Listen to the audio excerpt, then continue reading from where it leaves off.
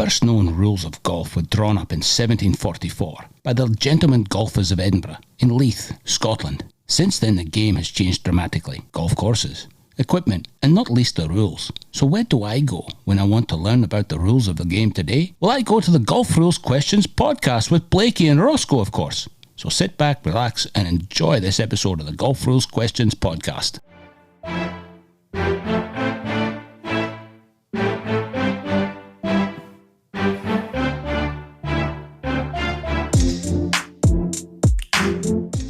Well, hello everybody and welcome back to the Golf Rules Questions podcast, episode 48. My name's Roscoe, here to welcome you back. I guess I'm welcoming me back because I've been absent, yes, and thank you if you were one of the kind people that did notice that and sent David a question. Where's the other guy? The other guy's here. I'm not staying around. We've been catching up with a wonderful guest who joins us from the UK today, Fraser Nicol. Fraser is on the line. He's listening in. Blakey, are you there, Blakey? I am. Hello, Roscoe. Hello, Fraser. Welcome to 48. Fraser, welcome. If you pick up on the accent, yes, Fraser is an absolute 100% dedicated Scotsman. So we've been chatting away about football, about golf in Scotland, about Ryder Cup, you name it. We've talked about it. We've taken up all the time.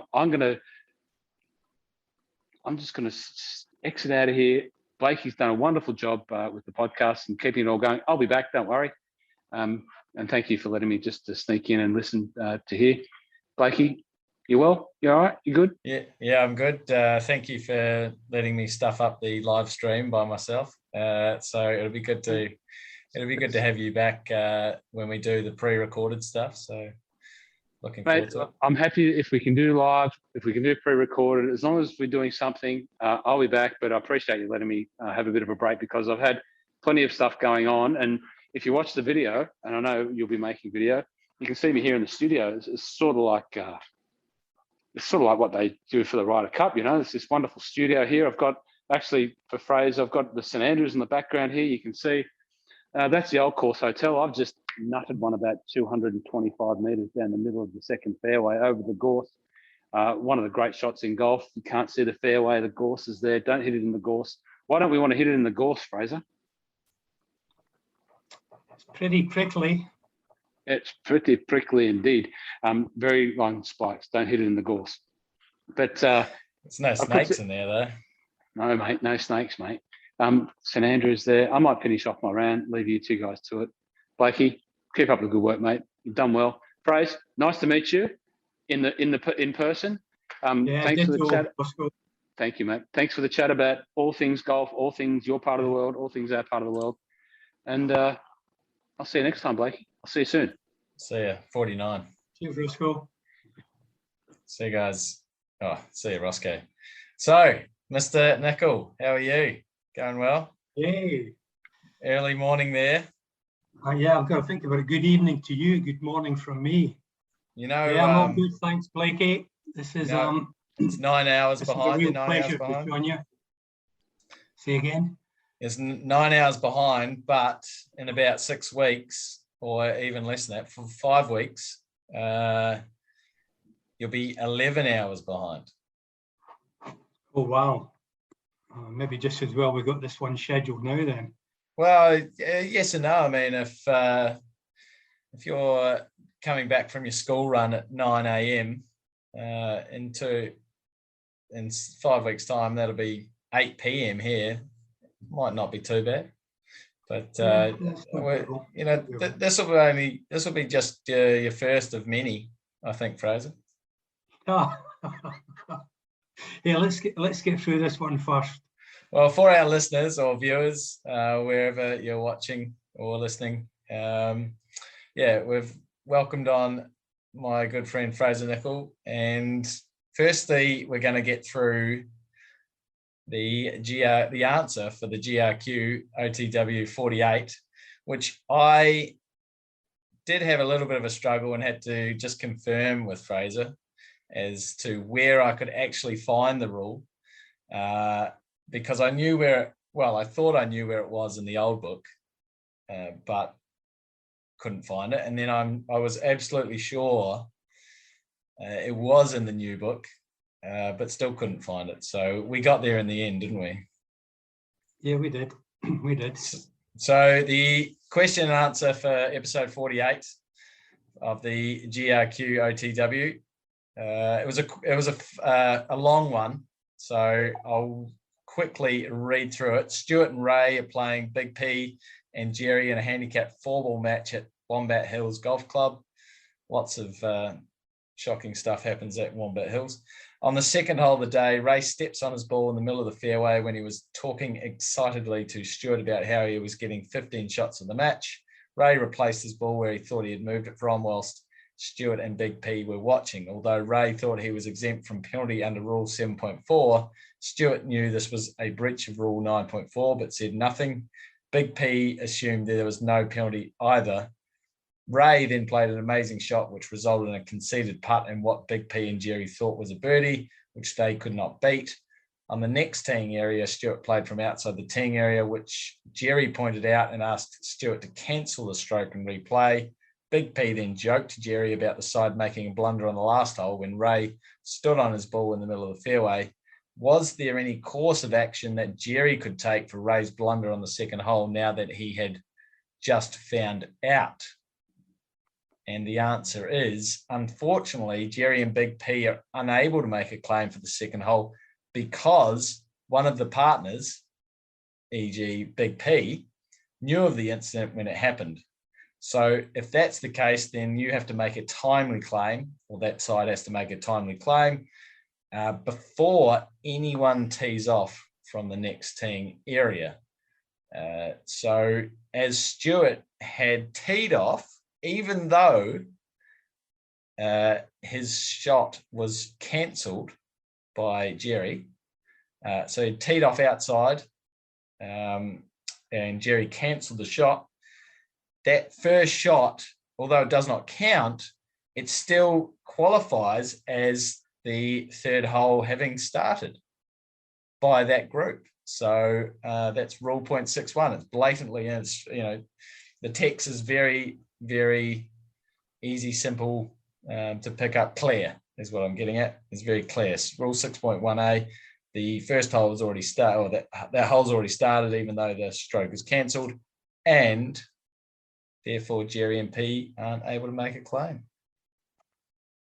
And that is the answer. Happy with that, Fraser? Yeah. Yeah, 6.1a. 6.1a. 20.1b2, I think, if I remember rightly. Very good, very good. Can the same be said for stroke play?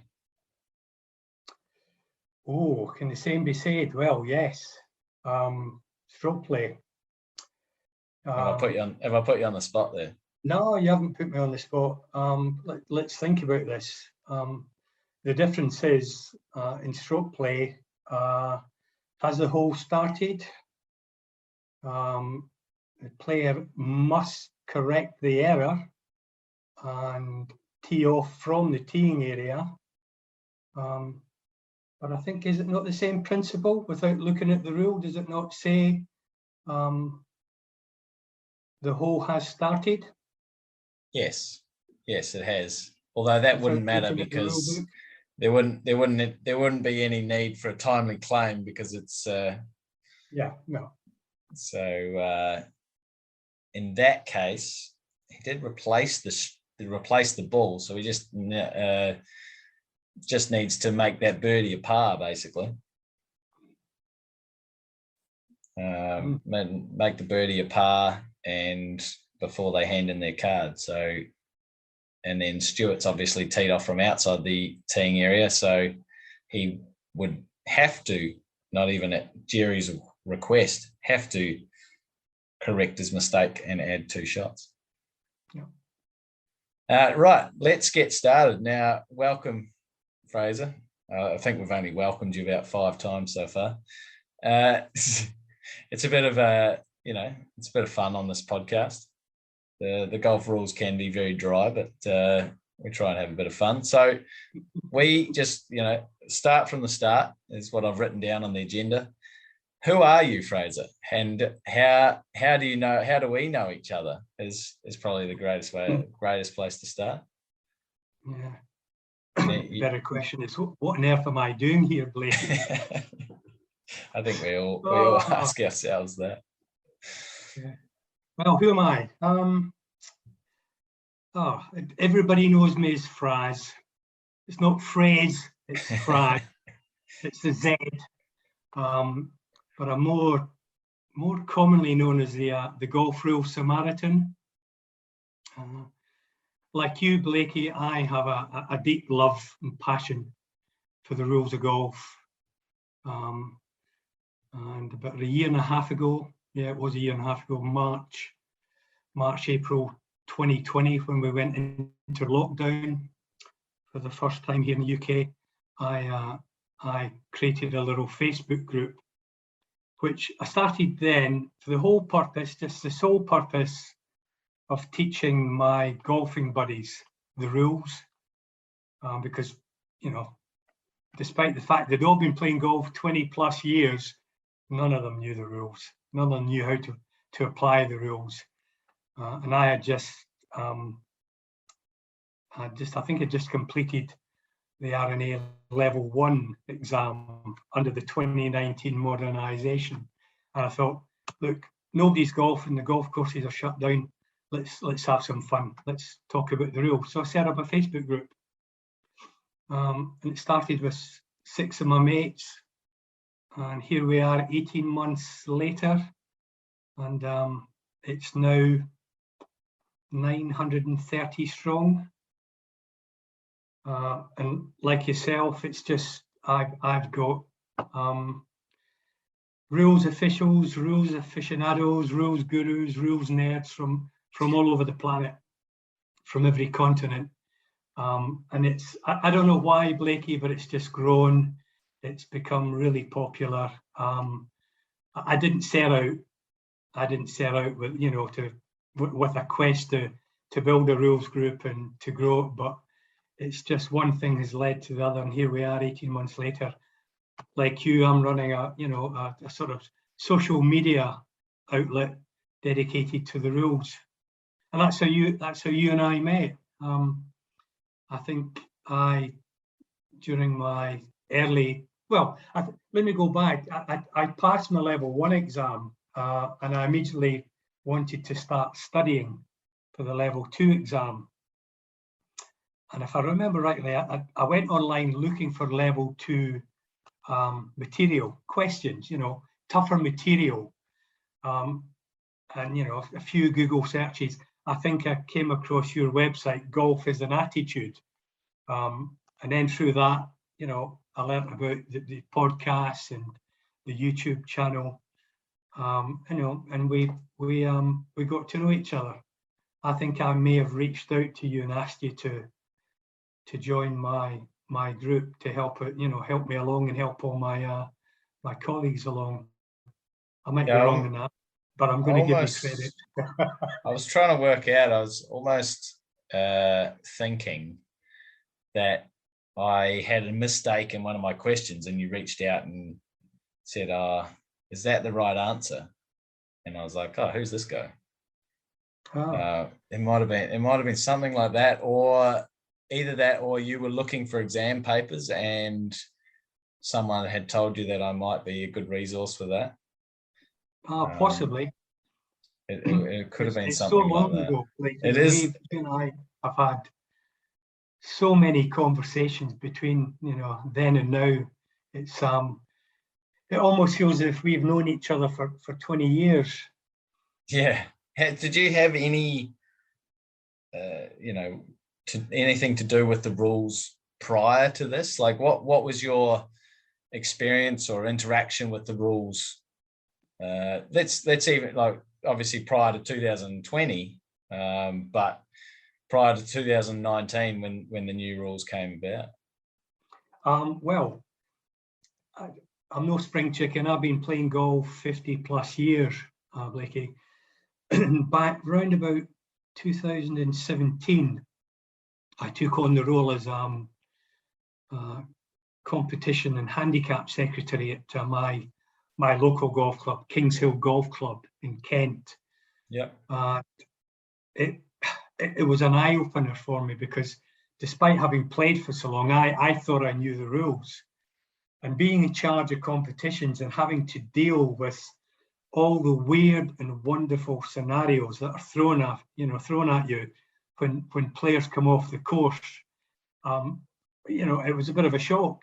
And that was the first time I realised I appreciated I don't know the rules well enough, and I felt compelled in my position as competition secretary to know them better.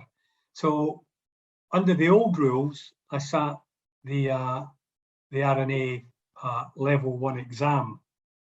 I studied for a couple of weeks, used all the material, passed with flying colours, and it was my aim to move on and do level 2.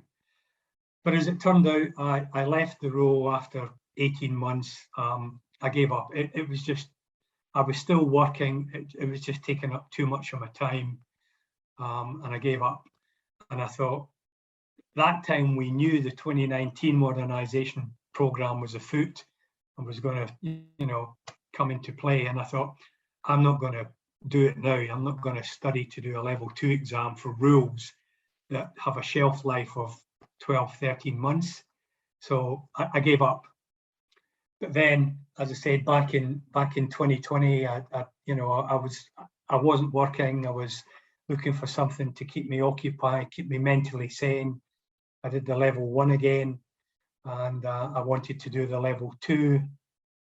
And that's really where it all kicked off. And it was then I really discovered just how much I enjoyed studying the rules and learning the rules and really getting underneath the bonnet of the rules and getting, like opening the bonnet and getting your hands dirty with the engine and taking it apart and really understanding how are all the rules connected, a bit like an engine, how's everything paired up, what drives what feeds what, and to me it just became one big huge game of dots, join the dots.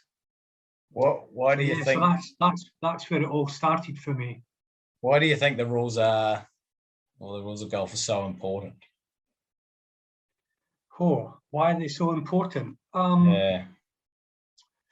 Well, I guess it's like any sport, Blakey. We've got to have rules there to govern, how we play the sport. But if we think back about the legacy and the history of the rules, they've been around since 1744.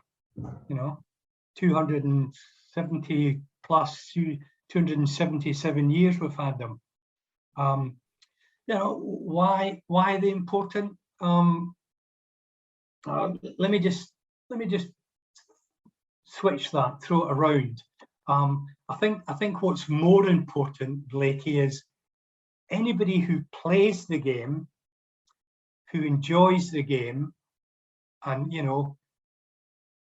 wants to be involved in golf, I believe should make a huge effort to become more acquainted with the rules of golf, with the rules that govern the sport we play, the sport we love, because for me, that's the most important part. If you even have just a basic understanding of the rules, you're actually able to play the game more effectively. You know how you need to drop, when you need to drop, when you need to place, how you proceed in certain scenarios. Funnily enough, when I left my role as the competition secretary, the last conversation I had with my committee that I was on, part of, was I felt anybody who played in a competition should be first asked to pass a basic exam on the rules of golf. That's how passionate I felt about it, because for me, I knew, every weekend I'd be speaking to anything from a 36 handicapper to a +4 or 5 handicapper, yeah? And trust me, even the guys in single figures and the plus guys didn't know the rules. And to me, that begged the question, what is your true handicap? If you're out there playing golf, not applying the rules, how many penalty strokes really have applied to your round? You know, how many rules have you breached? And is your scorecard a true reflection of your score? I mean, so I would say, to me, it's important that we all understand the rules and we all adhere to them. That's really interesting and a good point. And you know, there are a lot of clubs and associations that still require, certainly in Europe, I've heard more so, but in, say, down our part of the world and probably the big island that is America, you know, that they see that as a barrier to entry, that to require someone to do a rules test or even pass a basic level 1 is stopping someone from getting into the game. And if you stop someone from getting into the game, that's money. That's, you know, that's a club member, a potential club member. That's a potential person buying golf clubs. It's a potential person buying golf balls, golf shoes, golf clothes. Because if they can't pass a basic rules test, then, or if you say, hey, you have to read these 20 questions and you got to get 16 of them right, and they'll just say, oh, I'll try another sport, you know, I'll try cycling or basketball or fishing, yeah, definitely fishing. So the hard thing is there, whilst you and I are both super passionate, it's, you know, the development, if we talk about the development of the rules and where they're going, and, you know, you possibly, are we losing some of the history of the game? But at the same time, we're opening it up to more people. That's a really hard, is that how you sort of see it? Like, we're in a, you and I are in the Golf Rules Samaritan Facebook group, which we absolutely love. And we're around our own people, amongst our own people that will cry about, you know, how good the rules are. Not necessarily, we all have our opinions on the rules and which ones we like and which ones we don't like. But at the same time, we all agree that they're good. We all agree that the rules are necessary, but we seem to be in a minority where, you know, how many people do we see that don't play by the rules? No, that's you know, that's a good point you've made. I think I wouldn't see this as a hurdle to fostering and growing the game. You know, a lot of people are going to take up the game. They're going to join golf clubs. I wouldn't position this, you know, at the front of house to say, oh, you know, if you don't pass this test, you can't even become a member. I would say it should actually be part of the process of membership. You know, when you join, you know, you're introduced to members. You play with members who know the game, who understand the game, who understand the rules, and they become your buddies. You know, they become your mentors, you know, and they help you through playing the game, being out on the course, understand for the environment you're going to play on, i.e. your landscape, you know, the real estate that you'll play your golf on, all the top maybe half a dozen scenarios that you have to understand, i.e. does your course have penalty areas? You know, are there a lot of cart paths, you know, movable obstructions? You know, what type of boundary objects does the course have? You know, within those boundary objects, are there gates? You know, just laying out, here are the things that you're going to encounter on a weekly basis, and this is how you proceed. You know, talk them through it, give them the basics. That's enough to allow them to understand how to apply, you know, how to apply their own penalties. You know, it's what the rules of golf tell us. You know, it's all about integrity. It's all about applying your own penalties. But if you don't know you've had a penalty, you can't apply it. Yeah, yeah, that's a really good point. So sort of instill in them that the game of golf is this, and these are the boundaries that you need to play within to play the game that we love, and the game that's been around for 400 years, or by the rules nearly 300, but possibly longer than that. Yeah, and I think this is personal for me. I think if you have a stronger understanding of the rules, it makes the game even more enjoyable. But I think something that it brings to the fore, which a lot of people don't appreciate, and that is certainly the new rules, Blakey. The new rules as they have been written and why they were changed. The new rules are our best friend. You know, they're far less penal than the old rules were. You know, and they've now been adapted to make the game fairer. And they've also been written in a way to make the rules easier to understand.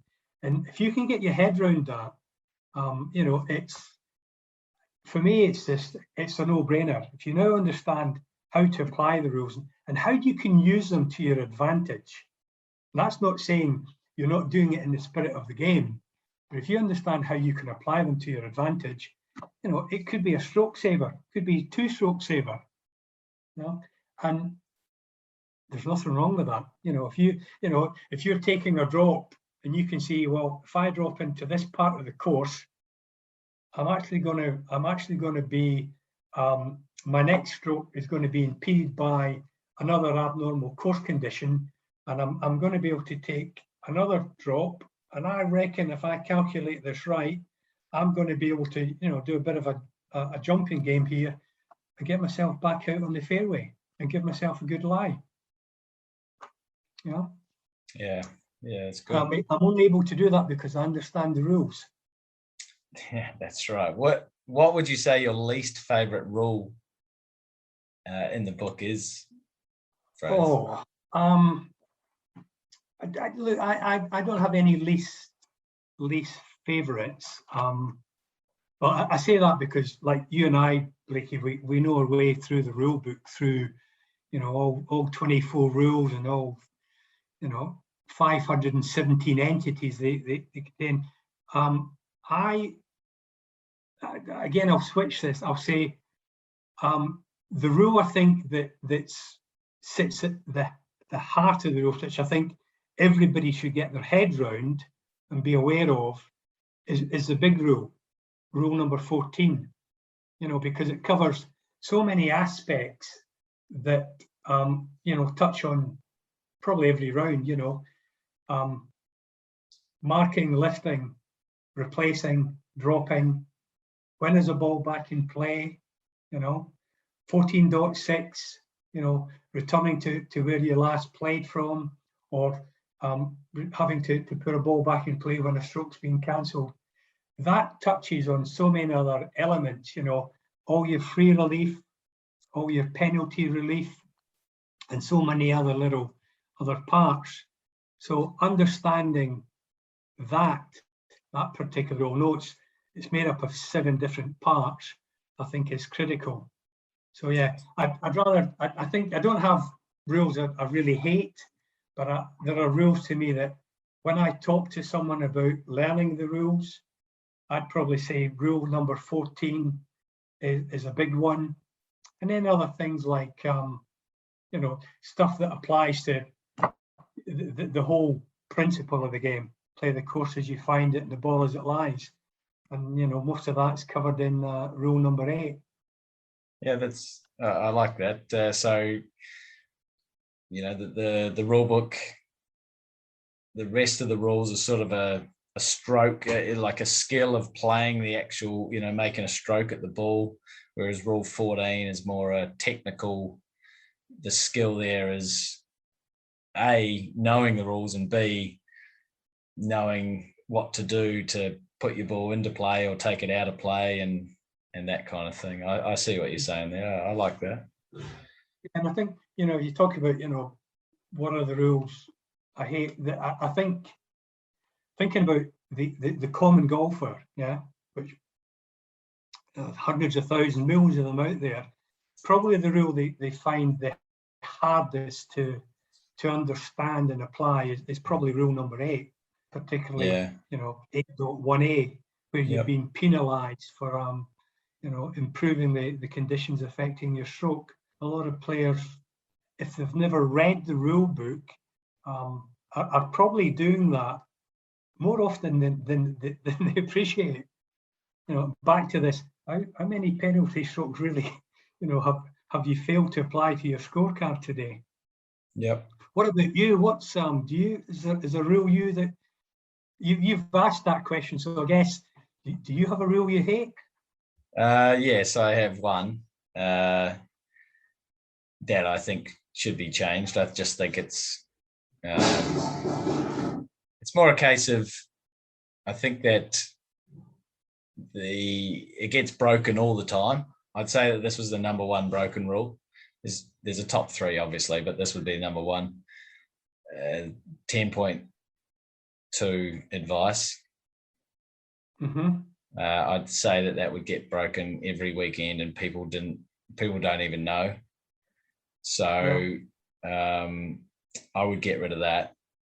I don't see it being a, even if I guess you could make it a local rule on the tour, but I don't see, even if you did it, that people would get that bigger advantage as long as they're playing fast. I wouldn't be too fast to just remove that, but I mean, that would be the only one. There's other rules that probably are unfair, but I don't mind them. I have no issue with some of the rules that possibly trip you up. I enjoy the uniqueness of the game that's made by some of the rules, because that's how I see the rules. I see them as, a boundary that we play within. Yes, yeah. They're the framework which we live and breathe by. Actually, it reminds me of our good friend Pete Abraham. I think I can speak on Pete's behalf here. He's got one rule that he'd love to see changed, and that is rule 11.1a. And the aspect of that says, if a stroke made from the putting green strikes another ball that was at rest on the putting green when the stroke was made, it's a 2-stroke penalty. And Pete threw up a great question last year. He said, well, what if it's my turn to putt? Fraz is on the other side of the green, his ball's on the green, nowhere near where I'm going to putt to. I've got a 40-footer, maybe Fraz is only 20 feet. Typical Fraz, he's not paying attention. As Pete putts, Fraz putts. Fraz putt, because it's closer, reaches the hole quicker than Pete's ball does and comes to rest. Pete's ball arrives at the hole and strikes Fraz's ball. It's a 2-stroke penalty. My ball was at rest. It was at rest on the putting green before the stroke was made. It was at rest on the putting green when Pete's ball struck it. Who gets the 2-stroke penalty? You do. Not Fraz, but poor Pete. That's a harsh one. That is a harsh one. Yeah. Yeah, it's certainly possible, and if you think about it now, and pace of play is such a huge part of the game now. We're all told, go ahead, play when you're ready golf. I can see that happening, That's a disincentive. Yeah. So will it be changed? I'm not convinced, because I think the ruling bodies are looking that. I think the focus when it comes to rule changes, Blakey, is frequency of likelihood. Yeah, that's definitely part of the rules. They don't want the rules to get as big as they have been in the past.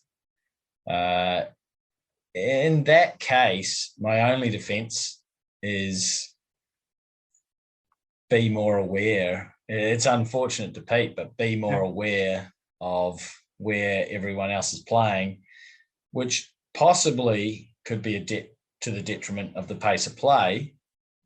But at the same time, there are other places where you can save time. And so that would be my only defense for why that won't be changed. I can see why it should be changed, but that would be, I mean, they did change it from any ball on the green to now only a ball in play and at rest, or by saying at rest on the green, at rest on the green infers that it is in play. Yeah. So you can hit another ball that is not we can't call it at rest. We can call it taking a break on the green. And if you hit a ball that's taking a break on the green, it's not necessarily going to be a penalty. But if the ball is at rest on the green, it is going to be a penalty. Yeah. Well, remember, if you look at the definition of in play, yes, the rules talk of a ball at rest. They're talking of a ball that is in play. So if you and I are, on a green and there's a ball there and we can see perhaps somebody walking up an adjacent fairway and they wave over at us and point, their ball is a ball in play. That's right. We can't, and if we were to putt and strike that ball, the penalty applies. Their ball was at rest. That ball is in play. Whereas if it came off the practice range, it's not a ball at rest. It's a ball taking a break. Do you know what the definitions tell us it is? Abandoned ball. It's an abandoned ball it's a movable obstruction. That's right. That's right. Because it's artificial. Yeah. So this is a bit tongue in cheek, but how does it feel? Because you have an amazing group, the Golf Rules Samaritan, and you're one of the points I wanted to make when you were describing how we met, and we both can't actually remember, but the point about that is Fraser is fantastic with his networks and just a really people person. I hope you don't mind me saying that phrase, but you're a real people person, and you're just you've been so helpful with me and what I've been doing, and I hope I've reciprocated. But we talked. One of the first conversations that we ever had was there's being a golf rules nerd, and then there's being a referee, which referees need to know the rules we encourage. You get stuck out in the golf course if you don't know your rules, but you also need to know how to speak to the players.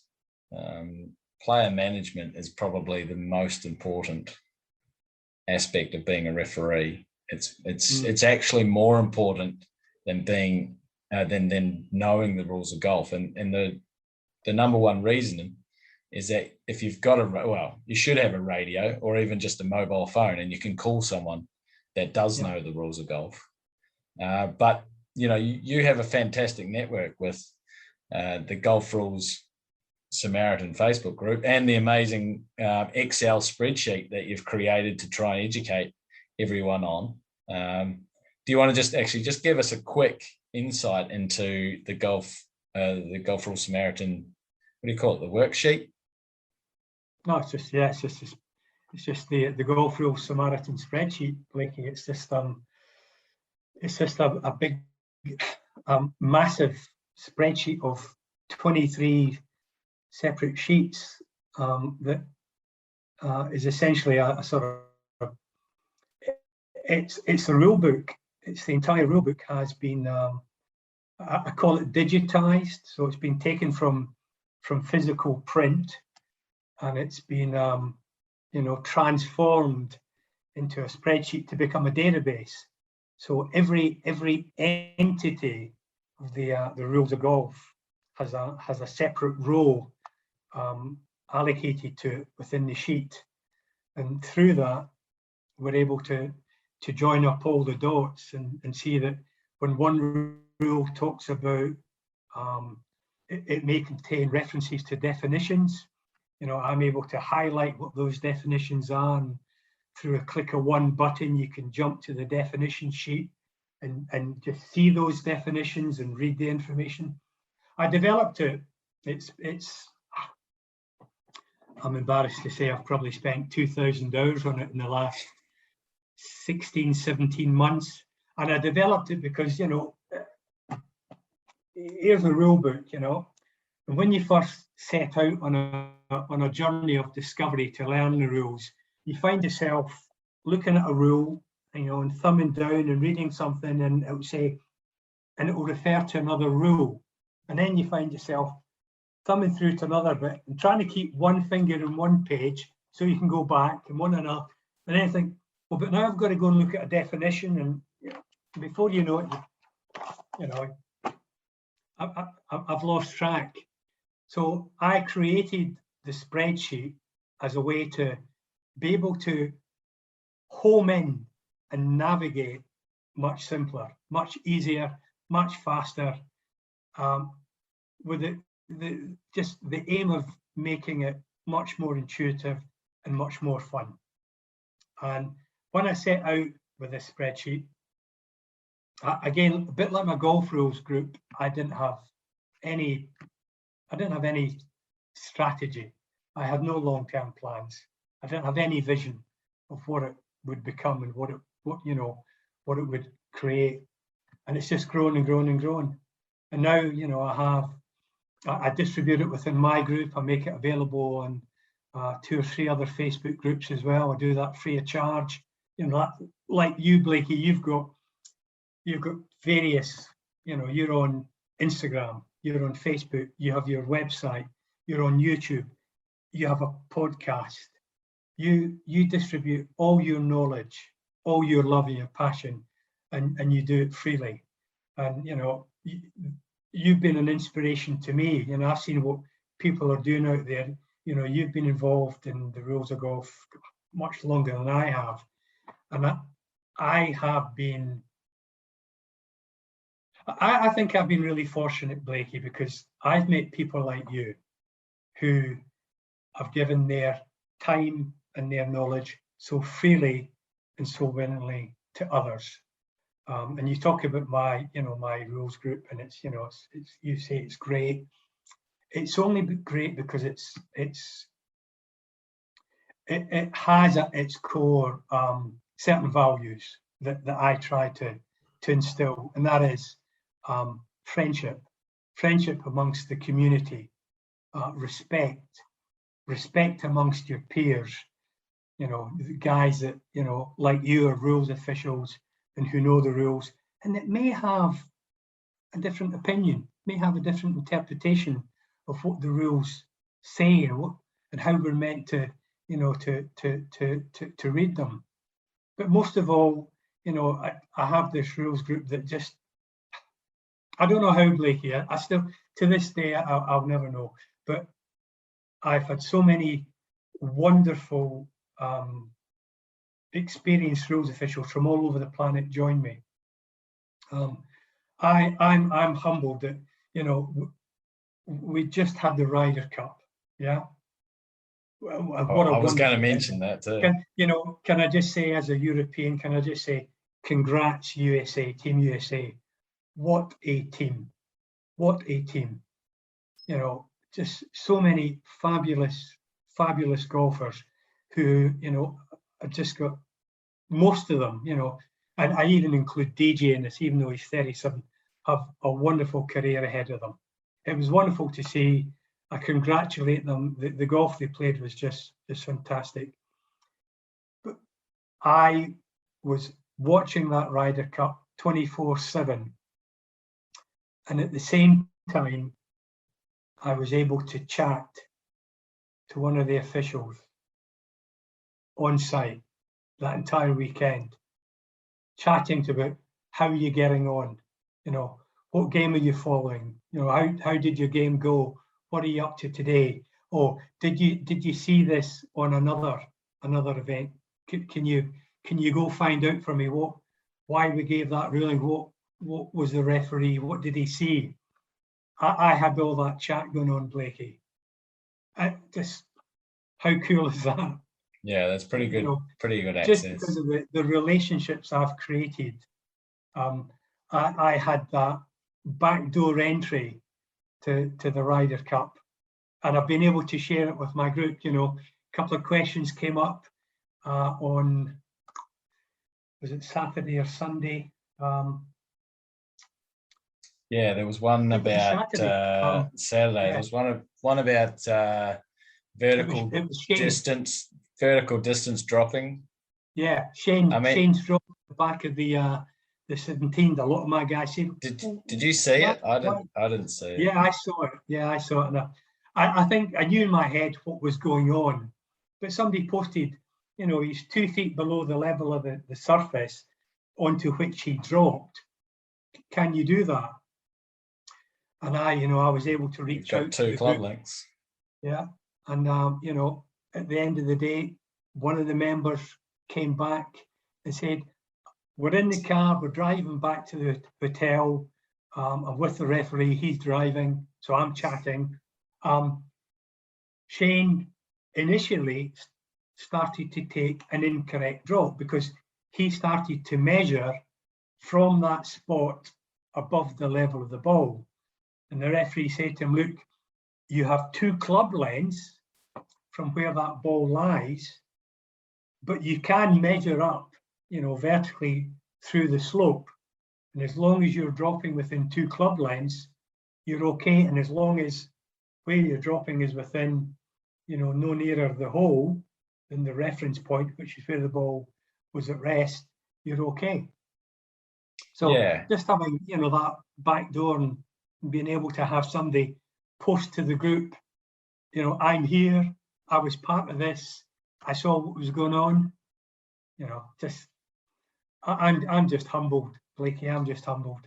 Yeah, I have a bit of that access too, and you know, they're friends to me. I've worked with them, and I just really appreciate. I lived through that experience with them, kind of thing. You know, amazing how amazing it must be to be there and do that. And you know, but just on the Shane thing, I guess the rule, the reason for that rule, the principle behind that, not using vertical distance, is that if you had, say, you had a cliff face of 2 meters, that you couldn't go up to the top of the cliff face and then measure 2 club lengths from there. If your ball's at the bottom of the cliff face, you could measure up the cliff face with 2 club lengths, and if that got you to the top, you could just, you know, drop your ball right on the top. But you know, you couldn't unless you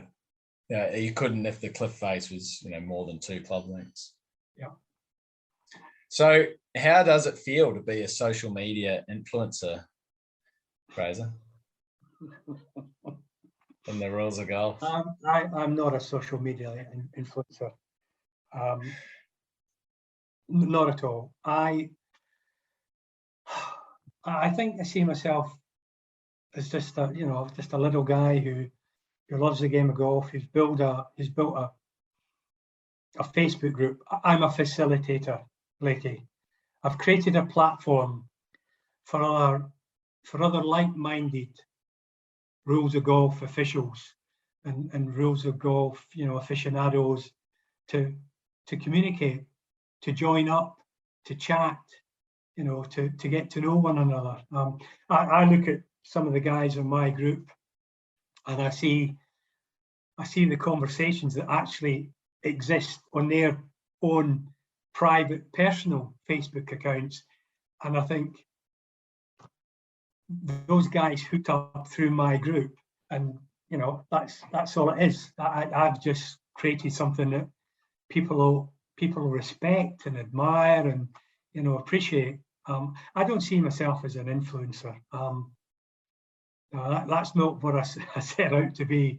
Although somebody recently said to me, they saw me as, you know, an influencer within the rules of golf, which just, yeah, I thought, well, really? Well, you've grown this group, and you influence the decisions of people by, you know, the good thing of, and this is where I enjoy our relationship, is you don't push your opinion on anyone. You just suggest that maybe we look at it in a different way, and then, you know, when everyone's looked at it and everyone's had their say, you know, there's the majority, and we're probably going to side with majority, but, you know, when it's 60-40 or whatever, most of the time we'll just go back to the R&A or USGA and say, hey, we're really split on this one. We need your help. And, you know, because as you and I both say and both know, we don't make the rules. We try and help the majority out there, but we don't make them. The USGA and R&A make them. And if they want to, you know, if we need a decision from them, we get a decision from them, because they are the ones that make the rules. Yeah, well, that's I think what a lot of people maybe do love about my group is that I take the time, Blakey, when we have these wonderful debates and discussions about, you know, all the weird scenarios that we can, you know, encounter on golf course. I'm happy to take those to the ruling bodies and say, you know, help. Well, you know, what rules should apply and why? You know, how should we govern these outcomes? And I've been really fortunate, particularly with the USGA, who have, you know, given me a lot of time, been very patient with me, and they answer all my questions where they can, and the ones where they can, I know that those are ones where they're, you know, they're putting them under the microscope. They're probably talking with their, you know, with their buddies across the pond at St Andrews, and they're, you know, they're saying, look, you know, how should we agree on this? We've got to come up with, you know, with one answer.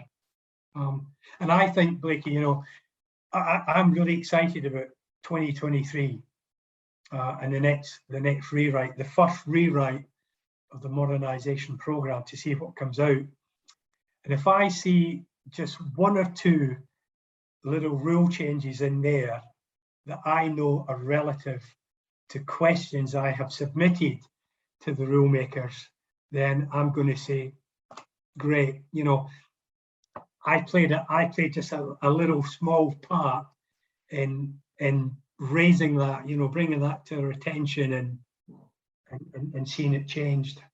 Well, a lot of the questions that you put to them are, you know, excellent questions where there may or may not be holes.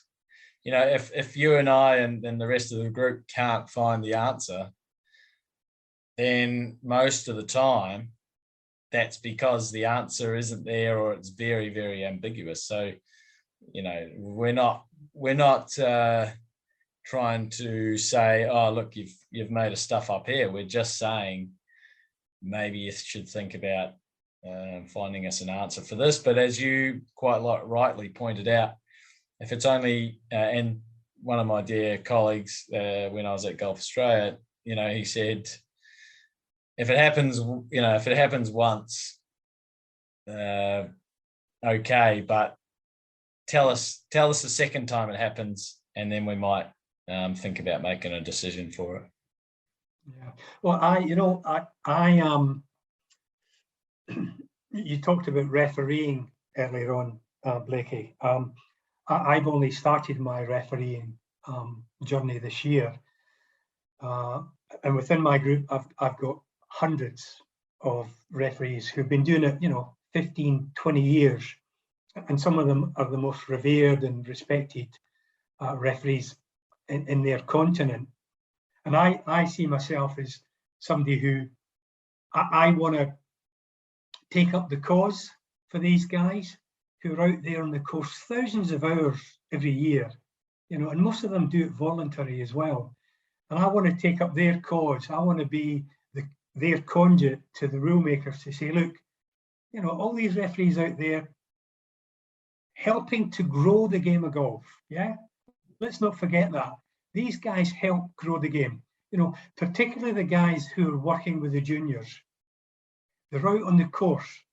They're helping the juniors understand the rules, apply the rules, learn the rules. That's part of growing the game for me. And I see my little role is I'll happily go to the rule makers, say, hey, come on. I'll give you a great example, Blakey. You'll remember this. The USJ, and for all the listeners out there, the USJ have been running a quiz for the last 18 months. I hope you don't mind me mentioning this, Blakey. No, not at all. They're running a quiz. It's available on their website, and it's called the Short Course Quiz. And they're now into season 2. Season 1 was such a success that it was recommissioned. It's probably going to be appearing on Netflix for season 3. But season 1 was made up of 6 rounds, and each round focused on one aspect of the rules. And it was made up of 18 questions. You had front 9 questions, which were the easier sort of questions, and then the back 9, the really, really tough ones.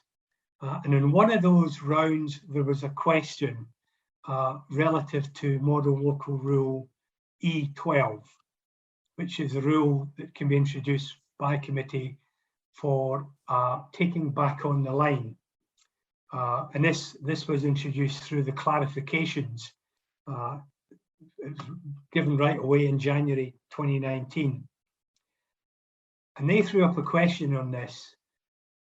And guys who were part of this quiz, who were on the top of the leaderboard in the top 20, I asked them, 20 people who'd been officiating for hundreds of years between them, how were they ruling and why? And they were split 50-50 based on how they read a clarification to this rule, 50-50. And I went to both ruling bodies. I said, look, you've published a clarification to say this local rule, this is how you can apply the back on the line relief in a different way to safeguard people from being penalised for playing from a wrong place. 50% understand it, 50% don't. Do you think you've actually written it as clearly as you should have? And I know that come 2023, that rule, that back on the line rule, as we see it today within its subparts where it applies in Rule 16 and Rule 19 and Rule 17, it's going to be completely rewritten. But I thought, what, I'm just taking up the cause. That's what I'm doing. And if I go back to the refereeing, Blakey, you talked about knowing the rules is one thing, but being able to apply them and talk to people on the course, that in itself is a whole different rule book. Yeah. And again, for me, I got lucky. Before I went out on the course for the very first time, I'd had all our conversations, what you taught me. I'd had conversations with, hey, a big shout out to our good friend in Quebec, Gerry Bauer. Gerry and I become great friends, and Gerry as well has given up so much of his time to referee and officiate. during the winter months when they've got snow on the ground in Canada. He runs rule schools. He does webinars to teach people the rules, and he also helps people study for the level 2 equivalent exam. So I had your input, I had Jerry Bauer's input, I had Pete Abraham's input, I had Jerry Glover in Arizona, all of his input, and many, many others. And, you know, without that, you know, I wouldn't have had a start. Yeah, that's pretty awesome how all the access that you've had to all the different people. And as you said, like as we said from the start, you know, the networking that we've been able to do with all these different people. You have to excuse my technology. Roscoe used up all my battery, so I'm dead for batteries. But I have many cameras that I'll try. That's all right. You can see me. I can picture you. Well, can you please? That's probably a time to wrap us up. So could you please run through the question, because this is basically what everyone listens to the Golf Rules questions for. Could you please run through the question for the GRQOTW for episode 48, please? Yeah, absolutely. It's my privilege and pleasure, Blakey, to be reading this question, and I'm going to dedicate it to our dear friend Roscoe.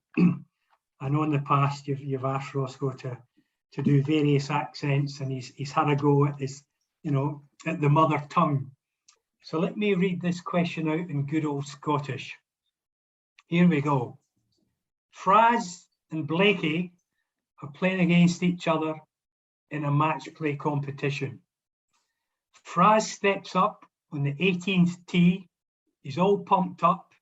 He's just won the last 4 holes to get the game back to all square.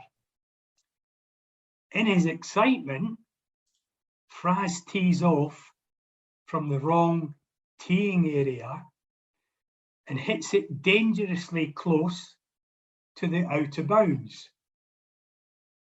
Blakey sees this, but doesn't recall the stroke. Fraz, however, now realizes he's played from the wrong teeing area and decides he wants to play a provisional ball just in case his first ball may be out of bounds. How does Fraz proceed?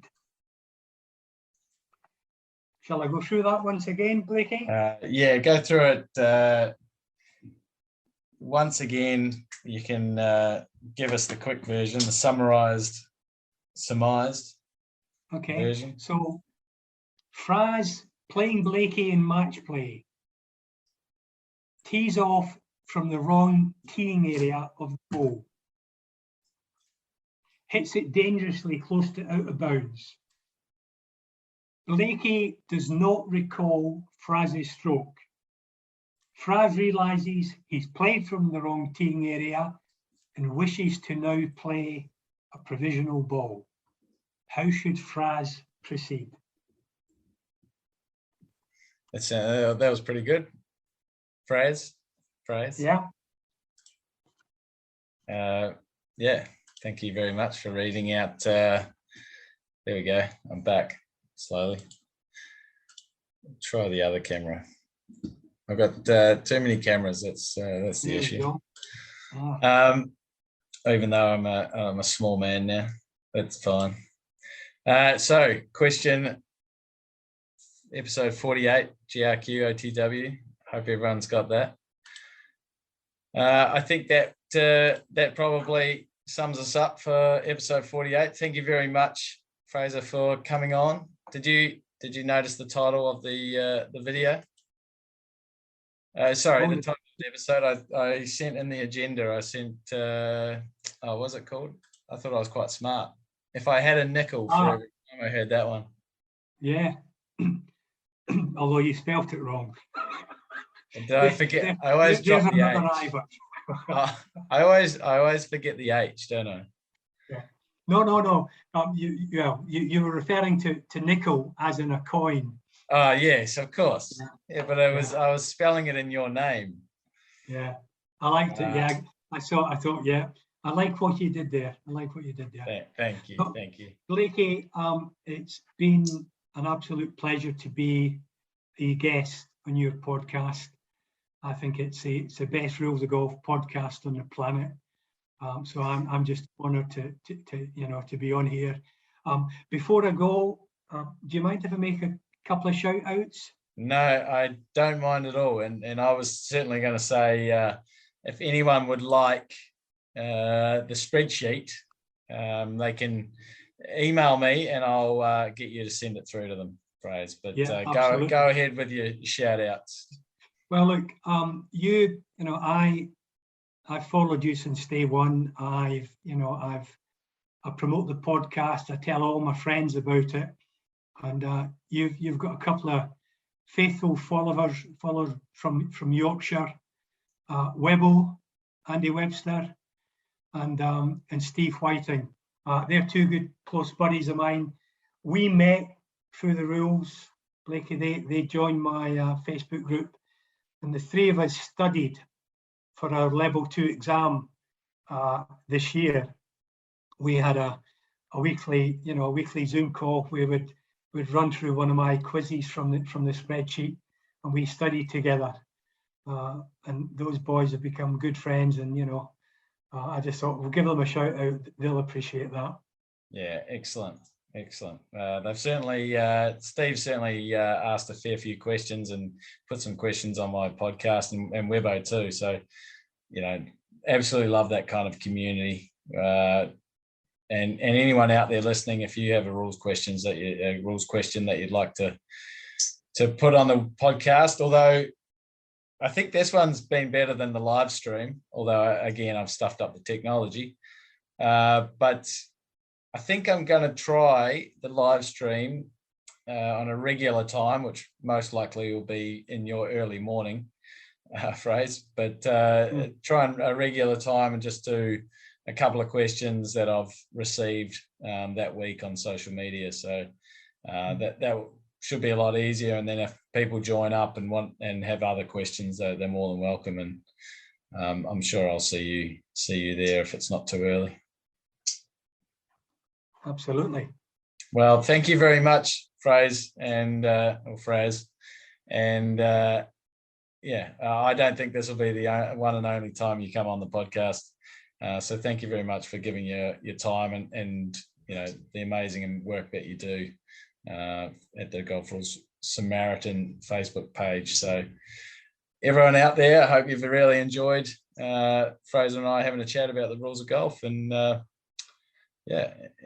in Victoria, we're almost getting back into playing golf, so that's good. But just remember, without rules, there is chaos.